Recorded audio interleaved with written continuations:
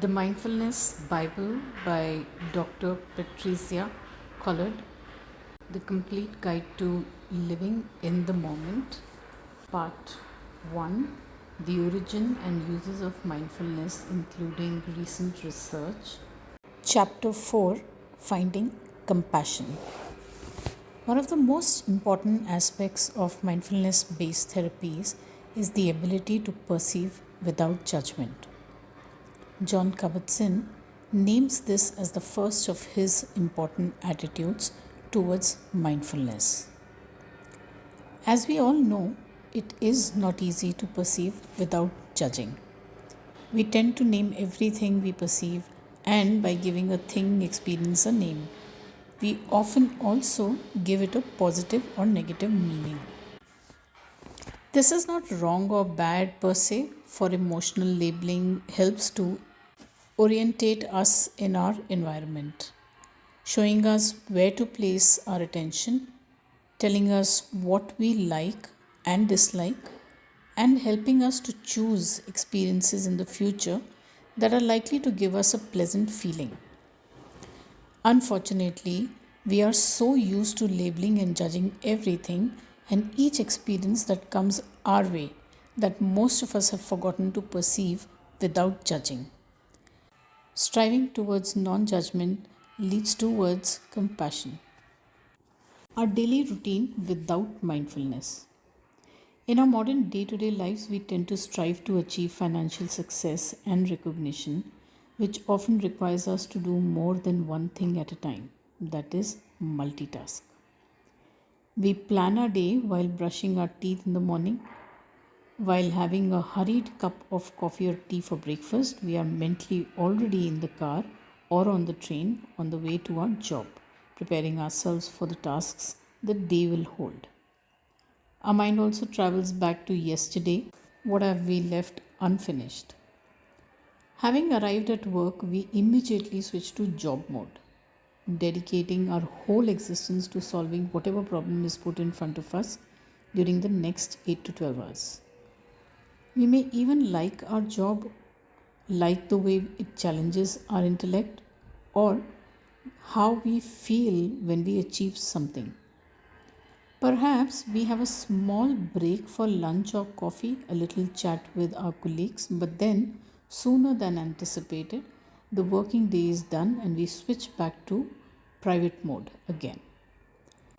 On the way home, we are either still thinking about what happened at work or we are planning the evening and weekend to come. So it sometimes happens that when we are going through our daily chores on autopilot, we leave one of our bags on the train without realizing it, or find that another week has gone by without once calling our parents, children, friends. Furthermore, we are often oblivious to little signs within us that something is starting to go wrong. We are so occupied with things that have been, things that will be, and obstacles that need to be moved out of the way that we have forgotten to pay at least a little attention to the things that are. Many of us have never even really learned how to do that. Being out of touch with the self. Everybody knows how a headache feels or how painful a sore muscle can be. Perhaps a muscle that we didn't even previously know existed. But how many of us have ever given any attention to how our head feels when we do not suffer from a headache, when it is actually in a pleasant and well functioning state? Who gives a thought on a regular basis to their muscles while they are not in pain? It is hardly surprising that we tend to become aware of problems only when we have already manifested and long after the first signs of them have passed. We are not normally trained to listen to our bodies to familiarize ourselves with them, so that we know when they are in a balanced or wholesome state and when they are not. Learning how to respond to and detect changes early on, and how to react wisely to avoid pain, danger, or long term illness is another potential benefit of practicing mindfulness. It seems that in this time of efficiency and success, we have forgotten to give ourselves the attention we need. This is even truer when it comes to the mind and the soul. To one's psychological well being, we expect everything to function well. We expect happiness in a relationship and satisfaction in a job. We notice extreme emotions such as anger, love, and hurt. And very often, we cannot cope with these feelings appropriately, cannot cope with them in a way that is true and supportive to us, as well as not offensive to others. It seems that in this time of efficiency and success, we have forgotten to give ourselves the attention we need. But why is this important? One of the key words here is value. Giving a topic thought, attention, and time, something we seem to have so little of, means in the same moment giving this topic value. Things are considered important and worthy when we spend a lot of time doing, achieving them, and time is often considered to be the most precious commodity. So, as good parents, children, grandchildren, or friends, time is what we give to our loved ones. But we rarely present ourselves with this most valuable gift. We are on autopilot and more out of touch with ourselves. How mindfulness can reconnect you to yourself. One thing that mindfulness aims to do is raise awareness to the actual moment, to thoughts, emotions, and body sensations that occur inside yourself at any given time. Attention is paid to intentionally focus on present moment experiences, being in touch with the world through all your senses. The idea is to give yourself time, making yourself and what you perceive at a given moment important, without slipping into egoism or narcissism. Giving time and thought to yourself for a change allows you to get to know yourself better. You can get into direct contact with emotions, body, sensations, and thoughts that you are experiencing, because you can welcome all of it openly and without prejudice or superstition. In this way, mindfulness encourages the connection that you have to yourself and the awareness that you have of yourself to grow stronger. On the other hand, mindfulness also provides you with just enough distance from your experiences, allowing you to respond wisely and in a way that is accepting and kind to yourself, without experiencing distance from, for instance, physical or psychological pain. We tend to feel that we are nothing but pain. In such a case, pain is everywhere, making it hard to see or perceive anything else. It is easy to demonstrate this with a short experiment. Take an A4 colored folder and hold it as close to your face as possible. You will find it hard to see anything but the color of the folder. It might not even be possible to recognize what it is that is taking over your visual field. But as you move the folder away from your face, more and more details of your surroundings will become clear. All of a sudden, it is obvious that this blue, red, yellow something that was blocking your way was in fact a folder, and that there is more than this folder. The folder has not changed. It is still the same folder with the same size and color, but by giving it a little distance, it becomes recognizable and something of a certain size that can be dealt with. Finding compassion towards yourself and others. Mindfulness gives us exactly this distance by giving ourselves time and thought, by allowing experiences of any kind to simply be. We can create this distance and thus form a real close awareness of what is happening within ourselves, simply by valuing it as important. Mindfulness enables us to better understand not only that we do feel certain things at a given moment, but also why and how we experience it without being overwhelmed and without the danger of saying or doing things that we later regret.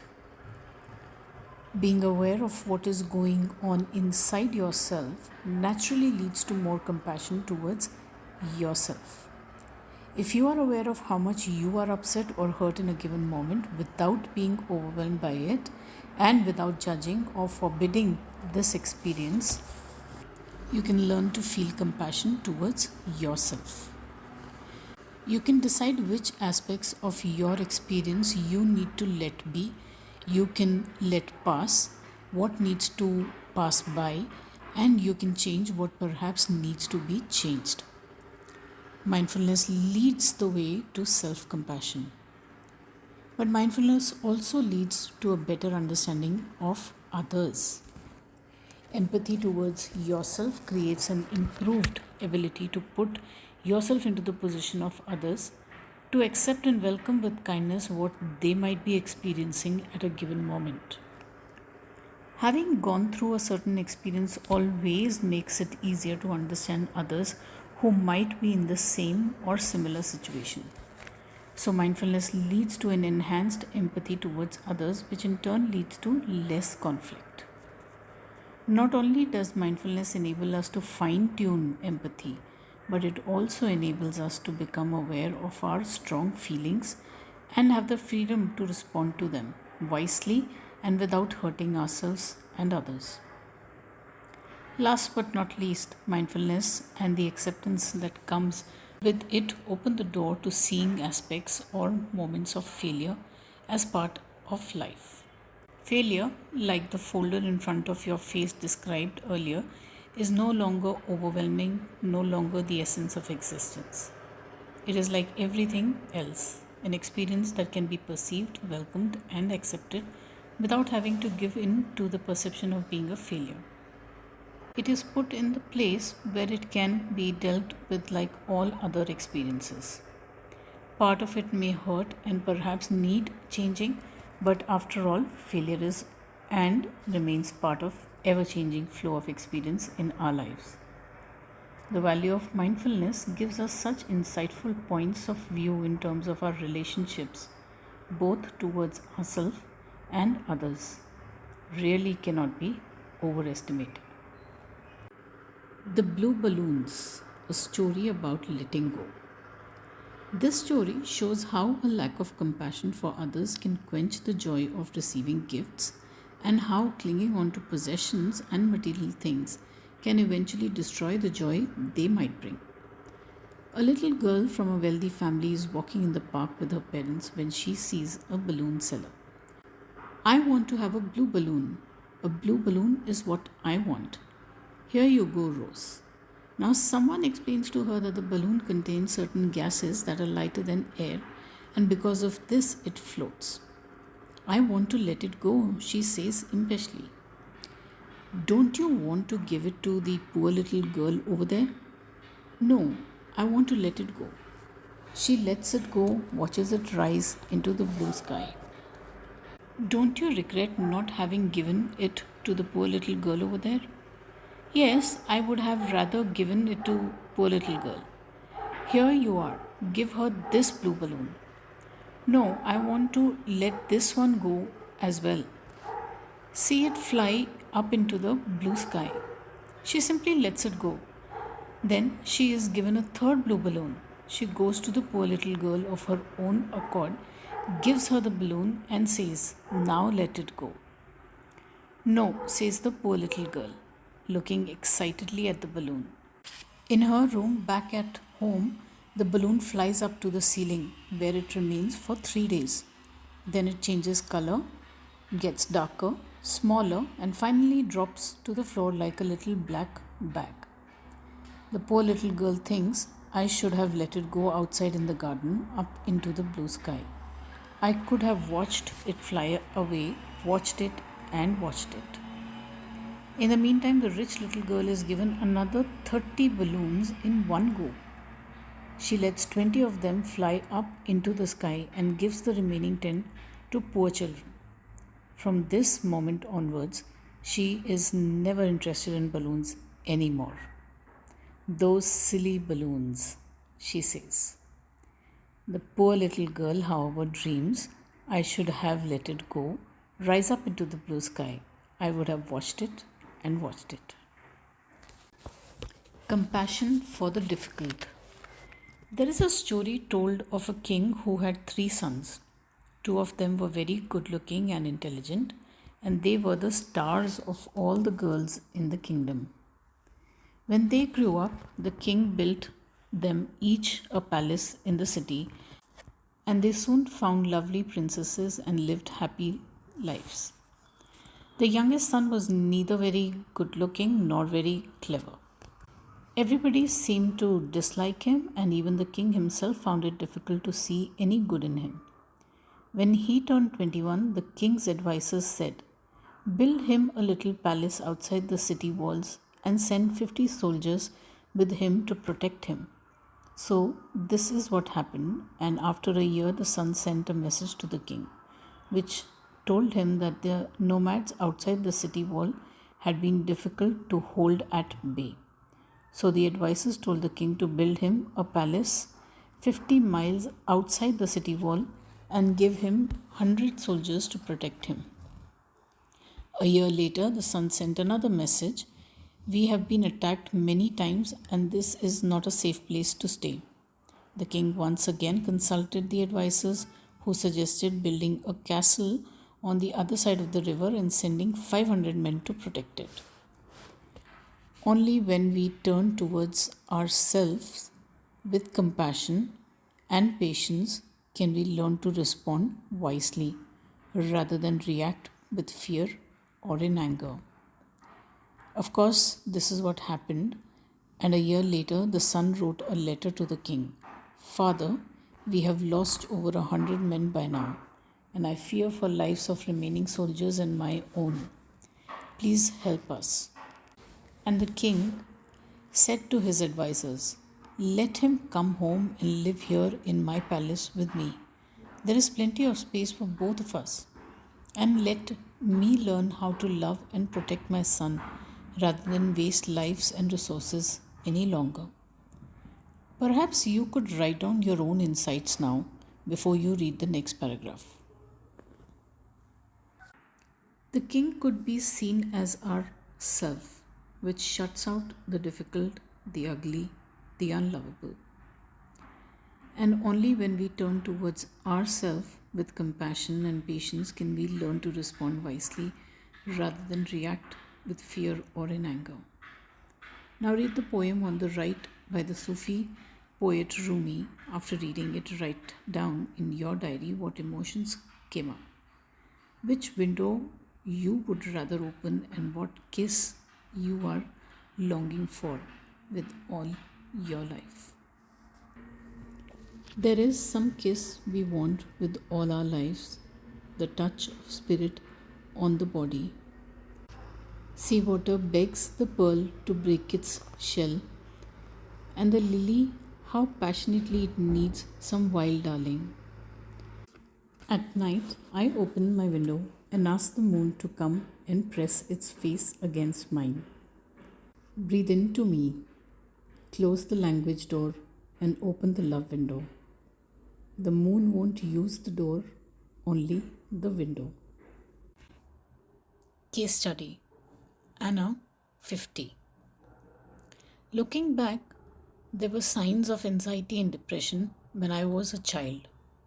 At school, I always felt different and was teased for my appearance and intellect. A common experience.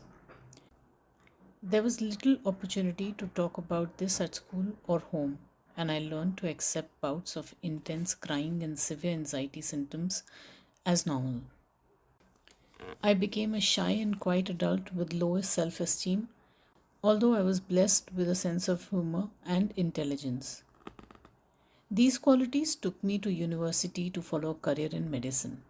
This was a happy time with many opportunities for hobbies and friends who were also different. Medicine was, however, an extremely stressful course in latter years, and at the start of my fourth year, I suffered my first episode of depression.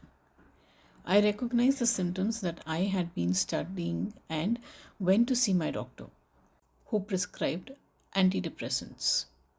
Within a few weeks, I was feeling better and was able to complete my course. My doctor advised me to take the medication for longer, but aware of the stigma of mental illness, I stopped taking the antidepressants after the minimum recommended 6 months. I continued with my medical career and went into research. Anyway, from university life, there were fewer opportunities for hobbies, and I continued to push myself to work hard and become a workaholic. I didn't know how to unwind and subsequently suffered my second episode of depression following a period of intense stress at work. I was prescribed a different antidepressant this time by a new doctor, and I was left with mild symptoms, though I didn't realize at the time and gained weight. I had very low self esteem but was able to function. Eventually, I requested a referral for cognitive behavioral therapy, which helped, but it wasn't enough. I then began to research alternative options for myself. To a large extent, I withdrew from the world over the years that followed, lost in a world of books and medical writing. I felt safe here, unlikely to be hurt, and I spent a lot of time alone. In many ways, this time was like a long retreat. I emerged with immense knowledge and understanding of the brain. Buddhist philosophy, meditation, some of the tools to manage my challenging emotions. It was during this time that I became pregnant with my first child. I was referred to a specialist mental health team due to my history of depression, and this caused me significant anxiety. My doctor was not surprised that I suffered my third episode of depression after the birth of my first child, though fortunately without any psychosis. I was again prescribed antidepressants, and this time I stayed on the treatment for a significant period of time. After I discovered John Kabat-Zinn's book Full Catastrophe Living, I became determined to train as a mindfulness teacher. I participated in an 8 week mindfulness course followed by a week long retreat, a challenging requirement that would take me away from my young family. However, it was an amazing experience and I remember not wanting it to end. I felt so much peace and compassion there, and I was in tears on the final day. Thich Nhat Hanh noticed and asked his monastics to sing their farewell song, No Coming, No Going, which was extremely comforting. There followed more reading of books by this inspiring human being and further retreats, deepening my understanding and practice of mindfulness. Eventually, I was ready to attend mindfulness teacher development training. Over the past 10 years, any residual symptoms of anxiety and depression have reduced. Little by little, with regular mindfulness practice, I feel privileged to be able to pass on to others what I have learned and to share the journeys of many special people. I organized a party for my 50th birthday recently and felt so happy, dancing, carefree, and surrounded by close friends and family. With mindfulness, I noticed these feelings and my thoughts turned to thank you, mindfulness, for giving me my life back. And with this, we end the chapter 4 as well as the part 1 in the book. Coming up next is part 2, which is mindfulness in practice. Stay tuned.